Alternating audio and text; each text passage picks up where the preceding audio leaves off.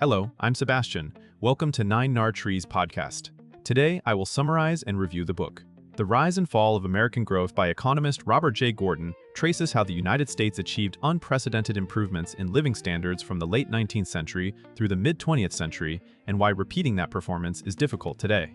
Using the Civil War era as a starting point, Gordon connects everyday life to macroeconomic forces, showing how new technologies, infrastructure, and institutions transformed homes, work, health, and cities.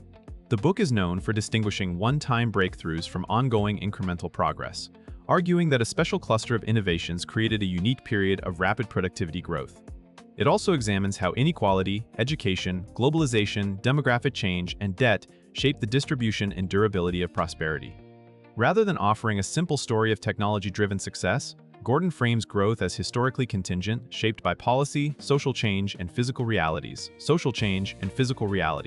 The result is a long-run narrative of American living standards that blends economic history with a forward-looking debate about the limits and possibilities of future growth. I will give you key takeaways from this book. Firstly, a century of transformation in daily life and work. A central theme is how growth should be understood through lived experience rather than only through national income statistics. Gordon highlights the dramatic changes that occurred as the United States moved from a largely rural, muscle-powered economy to an urban, electrified, and machine-driven one. Over several decades, households gained indoor plumbing, cleaner water, safer food supply chains, and labor-saving appliances that reduced time spent on basic chores. In workplaces, factories and offices were reorganized around new power sources and new methods, enabling higher output per worker and more reliable production. Transportation innovations changed how far people could travel, where they could live, and how markets were connected, reinforcing urbanization and specialization. These shifts also altered time use, family life, and the nature of consumption, expanding choices while introducing new risks such as industrial accidents and pollution. The book emphasizes that the magnitude of these changes was not merely convenience, but a restructuring of constraints that had defined life for centuries. By presenting growth as a bundle of improvements to comfort, safety, mobility, and opportunity, Gordon makes the case that the early 20th century represented a uniquely broad uplift in the standard of living. Secondly, the great inventions and the one-time productivity surge. Gordon is widely associated with the argument that the most transformative innovations were concentrated in a historical window and were difficult to replicate in their impact. He groups major breakthroughs into a set of foundational technologies, such as electricity, the internal combustion engine, modern communications, and advances that supported sanitation and mass production. These innovations did more than add new products. They reconfigured entire systems of production and consumption. Electrification, for example, enabled flexible factory layouts and extended productive hours, while also changing the home environment. Motor vehicles and related infrastructure reshaped logistics, commuting, and the geography of cities. The diffusion of these technologies created a long period in which productivity growth and wage growth could rise together. Gordon contrasts this with later digital-era advances, arguing that many information technologies deliver substantial benefits, but often with smaller effects on measured productivity and less direct transformation of core physical constraints like travel speed, housing conditions, and basic health.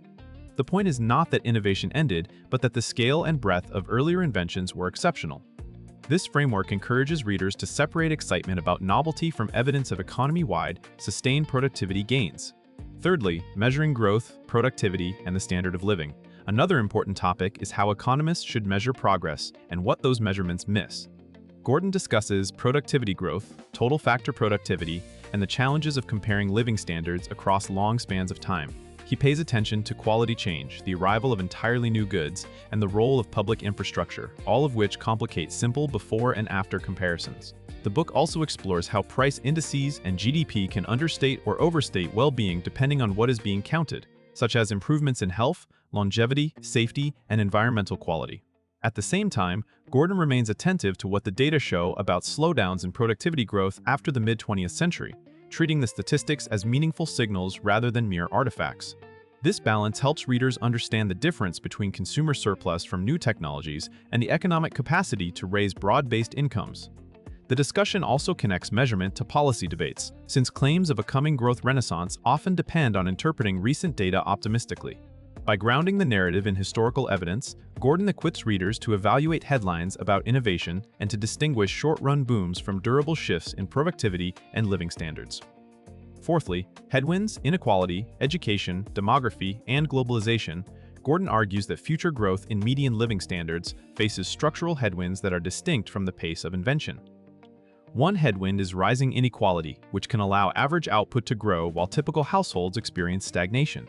Another is education, where gains in attainment and quality that once expanded skills and productivity may be harder to sustain without major reforms. Demographic change, including aging populations and shifting labor force participation, can reduce the growth of hours worked and alter fiscal pressures. Globalization and trade competition can constrain wage growth for certain workers even when overall efficiency improves. Gordon also considers the legacy of debt and financial instability, suggesting that the economic system can become more vulnerable even amid technological progress. These factors interact, amplifying distributional tensions and influencing political support for growth-enhancing policies. The emphasis is that growth is not just about new gadgets, but about institutions that translate productivity into broadly shared gains. By identifying multiple headwinds, the book reframes debates that place all responsibility on technology, and instead highlights how social and economic arrangements shape outcomes.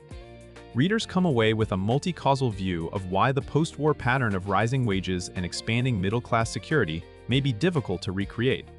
Lastly, what comes next? Limits, possibilities, and policy implications. In considering the future, Gordon offers a historically grounded way to think about what would be required to raise living standards sustainably. The book suggests that expecting a repeat of the early 20th century surge may be unrealistic because many of the largest gains came from solving basic problems of shelter, sanitation, mobility, and mechanization. That does not mean living standards cannot improve, but it implies that improvements may arrive more slowly, be more uneven, or be concentrated in specific sectors. Gordon also points to the role of policy and public investment, since many past advances depended on infrastructure, regulation, and institutional evolution, not only private invention. Implicitly, the reader is encouraged to ask which constraints remain most binding today, such as health costs, housing affordability, climate risks, and educational outcomes, and whether innovations and reforms target those constraints. The future chapter themes connect technology to distribution, emphasizing that even strong productivity growth can fail to improve life for many people if wage growth is weak or costs rise faster than incomes. By treating long-run growth as a societal project rather than a purely technological trend, the book provides a framework for evaluating optimistic and pessimistic forecasts with historical perspective and practical realism. In conclusion, this book suits readers who want more than a quick take on why growth slowed, including students of economics and history, policy professionals, business leaders, and curious general readers interested in how everyday life changed across generations. It benefits the reader by linking abstract concepts like productivity and total output to concrete improvements such as health, household comfort, safety, and mobility, while also showing how those gains were shaped by infrastructure, institutions, and that perspective can improve personal decision-making by sharpening how you interpret claims about new technologies, labor market trends, and policy proposals. It is also valuable for understanding today's frustrations about wages, inequality, and the cost of key services, because it separates what is historically unusual from what is structurally persistent. Compared with many books that either celebrate innovation uncritically or blame a single factor for stagnation, Gordon offers a long-horizon synthesis that combines quantitative evidence with a narrative of lived experience. The result is a clearer benchmark for what genuine, broad-based progress looks like and a more disciplined way to evaluate whether current trends are likely to deliver it, making the book worth buying for its scope, rigor, and practical relevance. If you would like to support Robert J. Gordon, you can buy the book through the Amazon link I've provided in the podcast description. After reading the book, please let me know what you think and share your thoughts. See you around.